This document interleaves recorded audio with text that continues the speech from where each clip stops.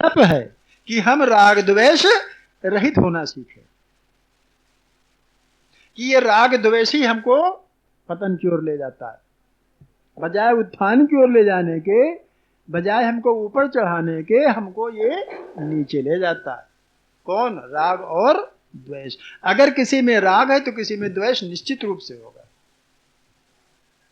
अगर आपका किसी वस्तु या किसी प्राणी या किसी परिस्थिति में राग हो गया है तो इसके माने है कहीं न कहीं निश्चित रूप से किसी न कहीं द्वेष होगा, और यही पतन का कारण होता है, बंधन का कारण होता है।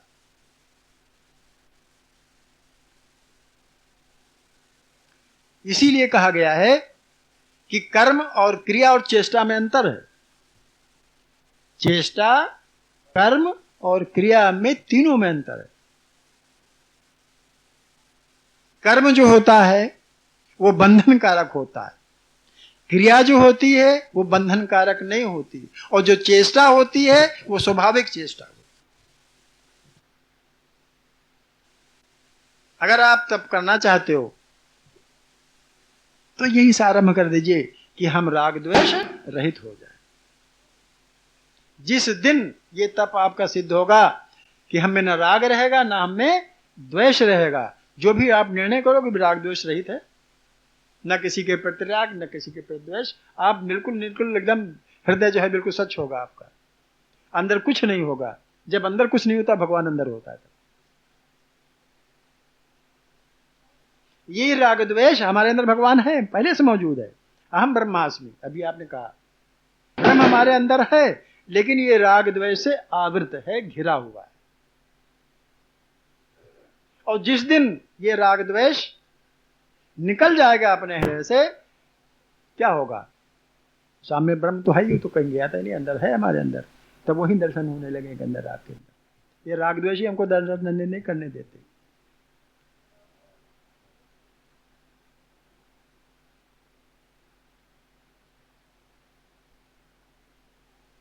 प्रयास करिए।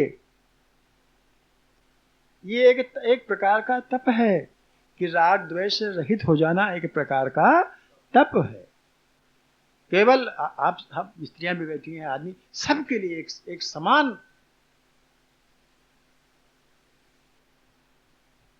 समान तप होना चाहिए।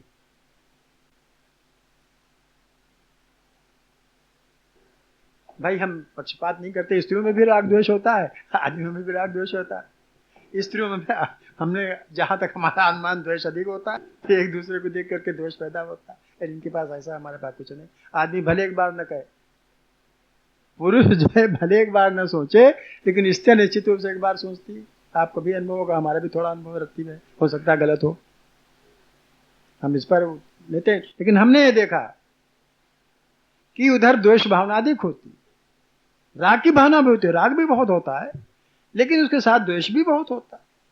आदमी में भी होता है, ये नहीं कि आदमी में ना, आदमी में बहुत होता है, लेकिन परसेंटेज कुछ ज्यादा शायद उधर होती है। कुछ अपना उनका स्वाभाविक वो है नहीं। गोस्वामी जी वो हम कहेंगे नहीं, इसलिए बुरा मान जाएंगे। गोस्वामी जी ने 8 दोष गिनाए, उनमें एक दोष।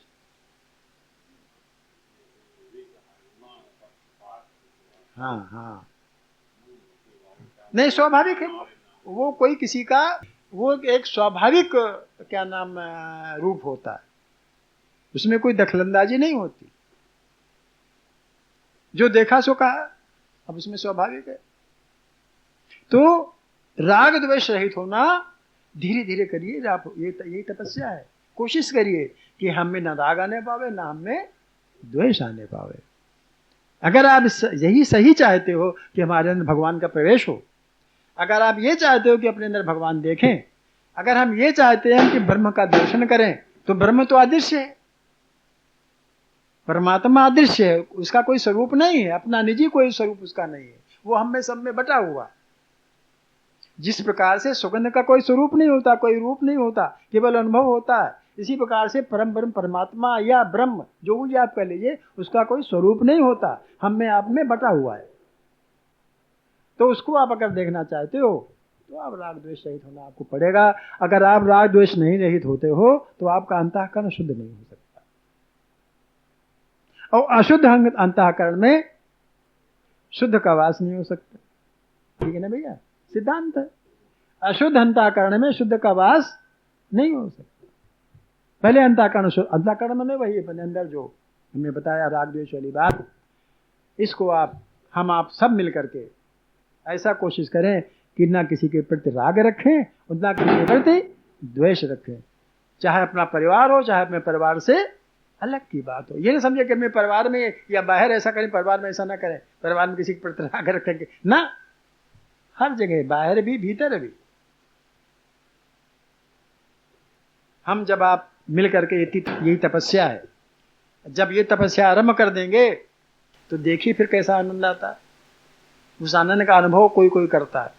बाबूजी ने एक दिन, वो उनका एक भजन है, मेरा कौन सा स्वरूप जाने कोई, क्या है वो, कोई जाने,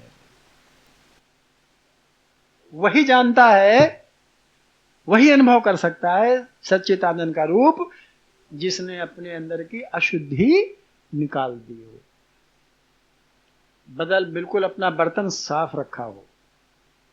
बर्तन में बगैर पहले गोबर भरा हुआ दूध कैसे रखोगे इसके अंदर भाई? पहले गोबर हटाओ, अशुद्धि हटाओ, शुद्धि तो आप ही आप हो जाएगी।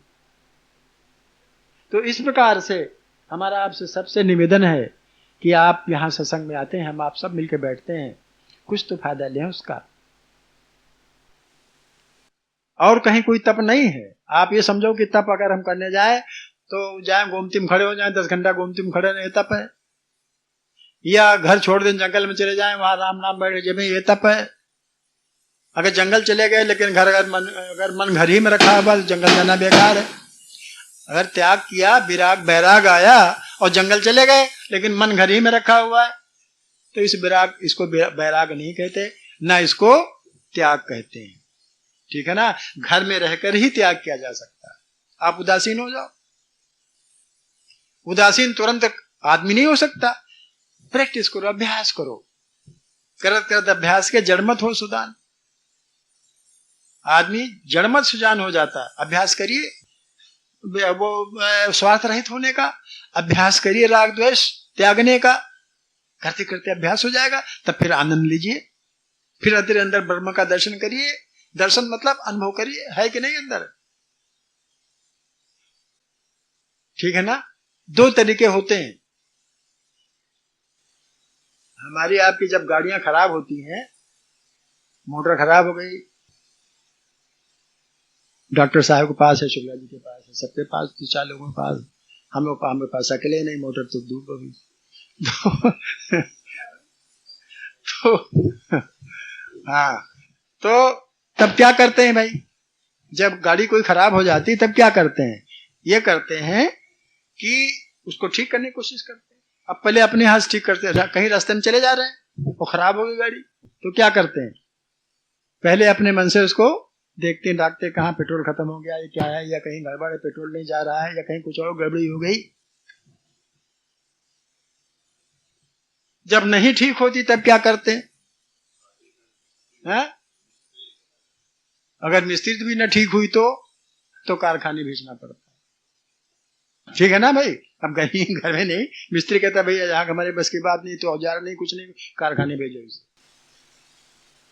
जहां गाड़ियां बनती, तो अपने हाथ से जब नहीं बनी तो कारखाने भेजी गई। यही हाल भैया इसका भी है।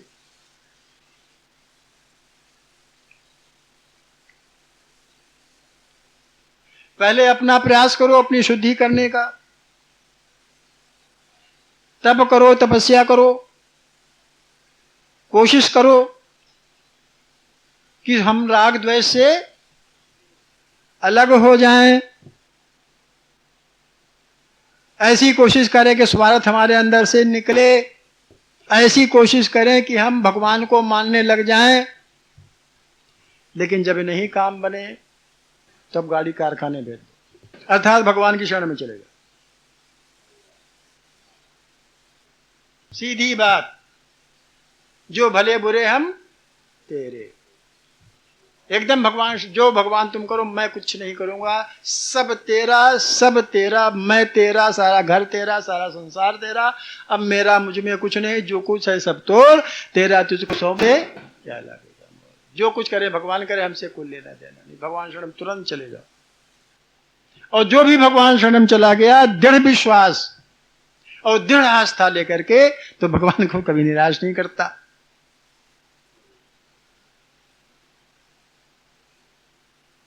भगवान उसको कभी निराश नहीं करता है, कि भगवान तो हजार आंखों से देखता है। हाँ, भगवान हर प्राणी का कल्याण करता है, लेकिन हम पहले उसके पास तो जाएं, तब तो कल्याण करेगा। हम गाड़ी गैराज भेजें, मिस्त्री के पास भेजें, तो गाड़ी सही होगी। हम तो अपने हाथ से सही करने लगे, कहा तो बहुत सी बातें होती अपने हाथ से नहीं हो पाती। हम भगवान शरण जाते नहीं, उन पर दृढ़ विश्वास हमारा है ही नहीं। हमने एक लाइन लिखी थी, क्या है वो, भूल गया। दृढ़ विश्वासा क्या लिखा था हमने? अविरल प्रेम सुदृढ़ विश्वासा, अविरल प्रेम सुदृढ़ विश्वासा, ऐसी भगत करे रैदासा। रैदास की इसी भगत में लिखी, चाहे कहीं कोई लाइन लिखी थी हमने एक बार, अविरल प्रेम सुदृढ़ विश्वासा, ऐसी भगत करे रैदासा,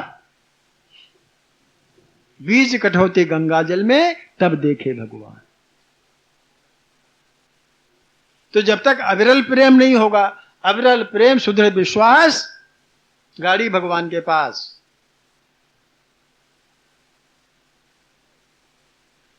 वो आप ही ठीक करेगा। अविरल प्रेम होना चाहिए भगवान के प्रति, और दृढ़ विश्वास होना चाहिए, और अपने को भगवान की शरण में डाल दो। जो कुछ करो सब सही, चाहे उल्टा करो चाहे सीधा, ये ना करो भगवान ने कुछ दिया तो हम रोने लगे। अब भगवान के लिए दे दिया तुमने, जो भगवान करे सो ठीक है। न रो न गाओ, रोने गाने से बिल्कुल परे हो जाओ। रो न गाओ, रोने गाने से बिल्कुल परे हो जाओ, क्योंकि तुमने गाड़ी भगवान के हाथ में सौंप दी। जो करेगा हमारे कल्याण के लिए ही करेगा। बस सुदृढ़ विश्वास और अविरल प्रेम, और निरंतर प्रेम, नहीं आज है कल नहीं है, अविरल प्रेम, सुदृढ़ विश्वास कि भगवान जो करेगा अच्छा करेगा। अपने अपने से हटाइए, देखिए भगवान मदद करता नहीं करता, भगवान प्रार्थना सुनता कि नहीं सुनता है।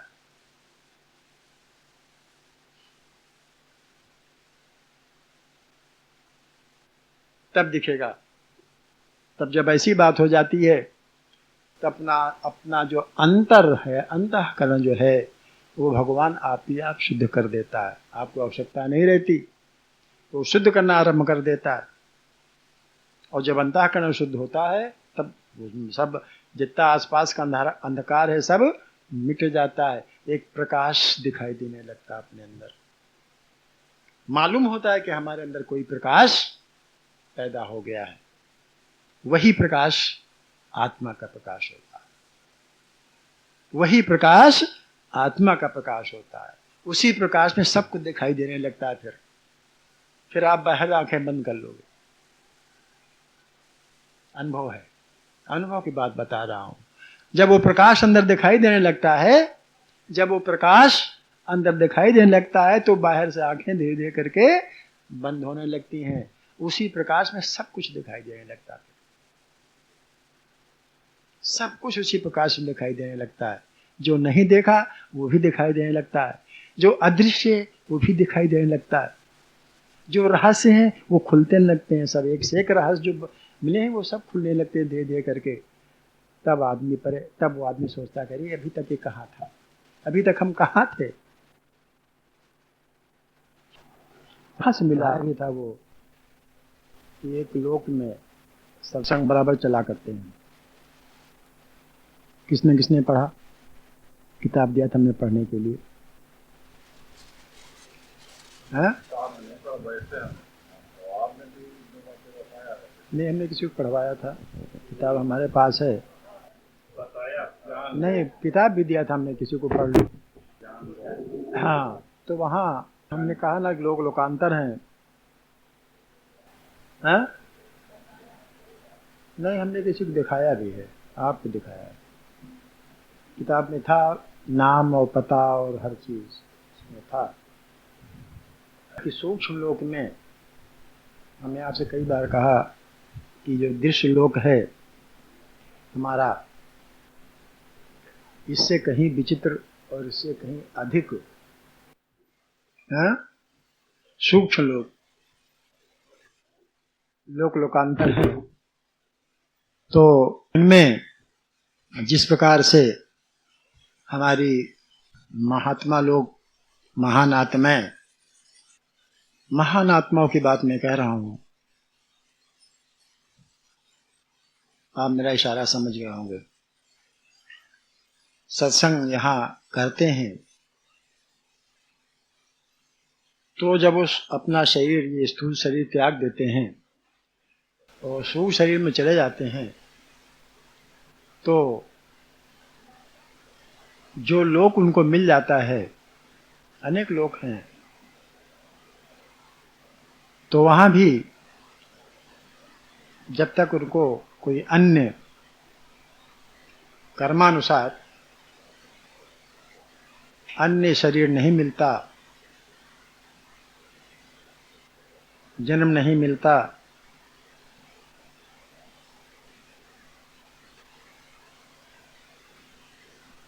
या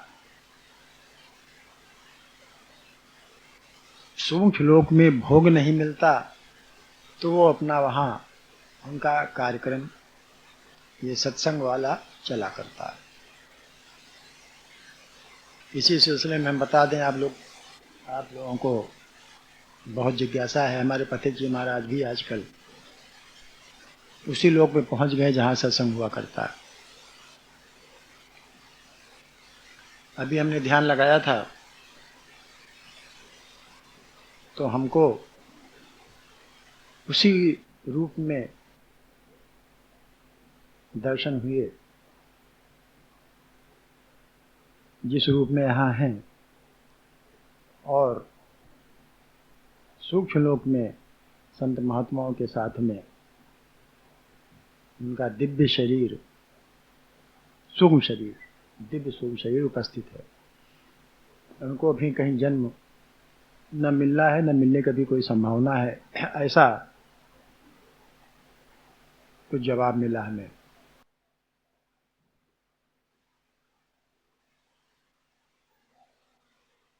और अगर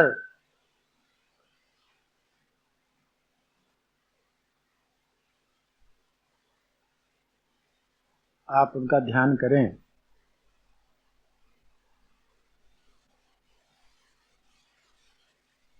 दृढ़ विश्वास के साथ, तो 4 बजे हम प्रक्रिया बताएंगे। 4 बजे उठ करके सुबह आप उनके भजन अपने कानों से सुन, अगर आस्था और विश्वास है तो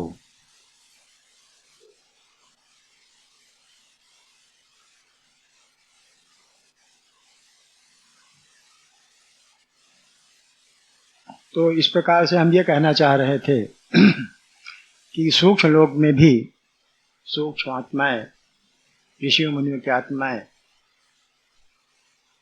अभी मौजूद हैं और वहां बराबर सूक्ष्म शरीरों में सत्संग चला करता है। आपने जो कोई पूछा कि हमारे मुंह से निकल गया, शायद मैं बताऊंगा, वो वैसे ही बताने ऐसी बात नहीं है। बहरहाल एक समय मिल गया, कुछ स्वांता सुखाए, मैं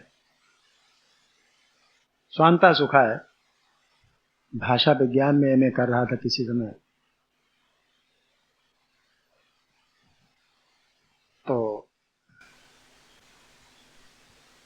शब्दों के बारे में, शब्द शक्ति के बारे में, अक्षरों के बारे में जिज्ञासा हुई। यहाँ जो उपलब्ध हुआ मैटर मैंने समझे, इस संबंध में वो तो उपलब्ध हुआ, लेकिन जिज्ञासा शांत नहीं हुई। तो उसी जिज्ञासा को लेकर के हमने किसी से प्रश्न किया और उसके माध्यम से फिर हम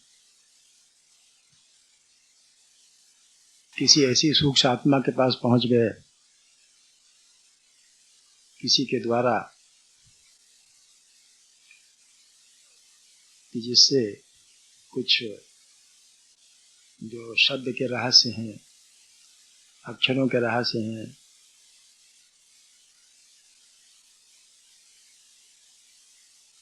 शब्द शक्ति के रहस्य हैं, वो थोड़े से उजागर हुए।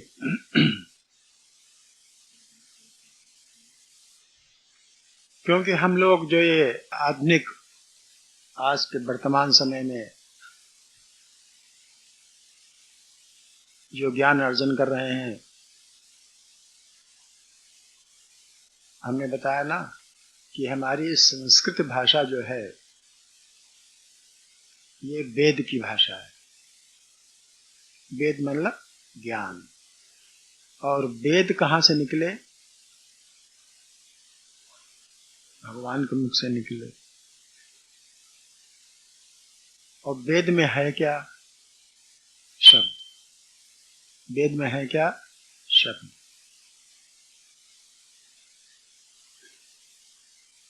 तो वेद क्या है? भगवान के मुख से निकले हुए, परमात्मा के मुख से निकले हुए, या आप अगर परमात्मा को निराकार मानते हैं तो उनके दिए हुए ज्ञान के द्वारा, परमात्मा अगर निराकार भी है, उसका कोई आकार नहीं है, लेकिन उसका अस्तित्व तो है, अदृश्य अस्तित्व तो है। तो उनके द्वारा दिया हुआ ज्ञान वेद में उतरा। और वेद में क्या है? शब्द है। तो वही शब्द ब्रह्म है। वेद वाक्य ही शब्द ब्रह्म है। ठीक।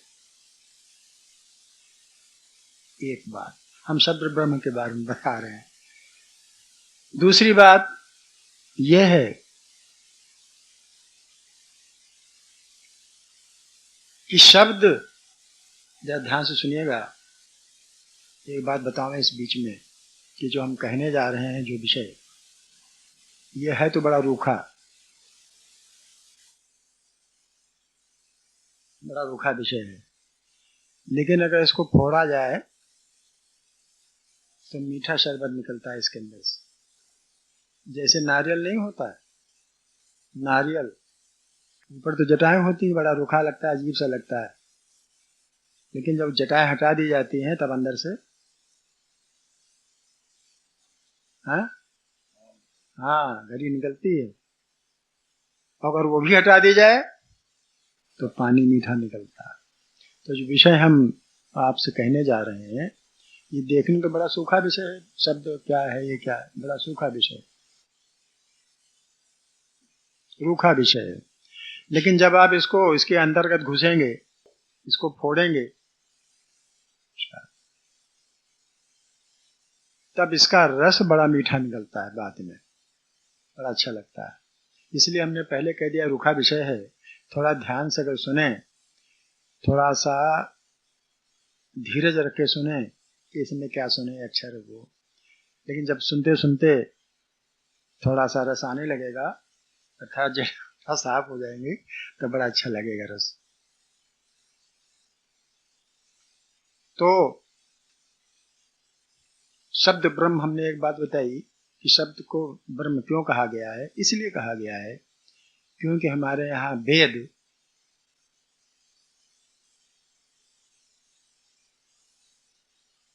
ये शब्द जो हैं वो ब्रह्म के ही शब्द हैं।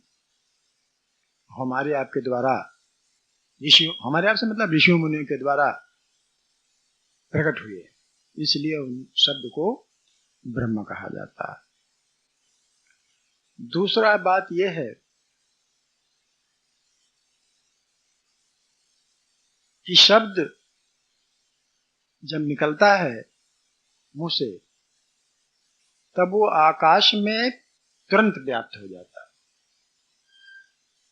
जहां जहां आकाश है, कोई यही नहीं व्याप्त हो रहा है, ईथर के माध्यम से जहां भी आकाश है वो शब्द व्याप्त हो जाता है। जिस प्रकार से कि ब्रह्म व्याप्त है सब कहीं, जिस प्रकार से सब कहीं ब्रह्म व्याप्त है, उसी प्रकार से जब ये शब्द निकलता है तो वो पूरे आकाश में व्याप्त हो जाता है। ठीक है ना? इस आधार पर भी शब्द को शब्द ब्रह्म कहा गया है। एक बात और शब्द के लिए है कि शब्द कोई भी, हम या आप,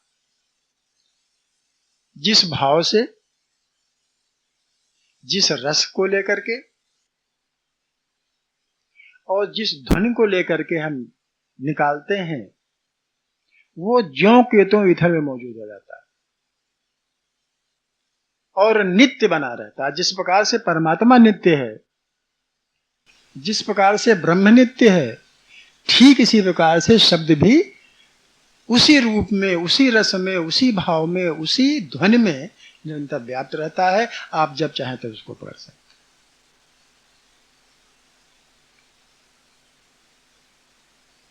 अभी तक हमारा भौतिक विज्ञान जो है थोड़े ही पकड़ पाया है, टेलीविजन के रूप में और टेलीफोन के रूप में। ठीक है ना? शब्द ही पकड़ पाया है, लेकिन तुरंत वाले शब्द पकड़ पाया है। और जो व्याप्त शब्द हैं, जो कभी बोले गए हैं, हमने आपसे एक बार कहा था कि भगवान कृष्ण की बांसुरी कभी बजी होगी, लेकिन आज भी वो, उनके स्वर, वो ध्वनि आज भी आकाश में है। जब कभी आप ध्यान लगावें तो वो बंशी की मधुर ध्वनि सुनी जा सकती। अभी विज्ञान, हमारा भौतिक विज्ञान इस स्तर तक नहीं पहुंच पाया है कि वो ध्वनियां, और अगर ऐसे ही भौतिक विज्ञान तरक्की करता रहा तो शायद हम लोग ना होंगे, आप लोग हो या ना हो, बहरहाल एक ऐसा समय आएगा जबकि वो ध्वनियां मशीन की पकड़ में आ जाएंगी और सुनी जा सकती हैं। इसका प्रमाण भगवान वेद व्यास ने, जिन्होंने उनकी रचना की है महाभारत की, दिया है। वो ज्यों के त्यों उसमें लिखा हुआ है कि ज्यों, जब उन्होंने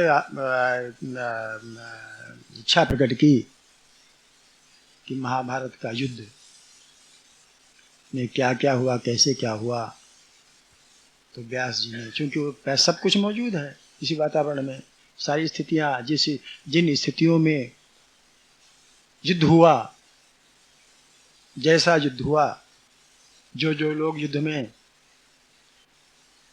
आज की भाषा में वीर गति को प्राप्त हुए, शहीद हुए, वो उन्होंने यमुना जी के जल में प्रत्यक्ष दिखा दिया। कुछ कई सालों के उपरांत जब इच्छा की गई, तब उन्होंने उसी वेश में, उसी पहनावे में, उसी तरह से उन्होंने सारा दृश्य और सारी शब्दावली दिखला दी। ये महाभारत में लिखा।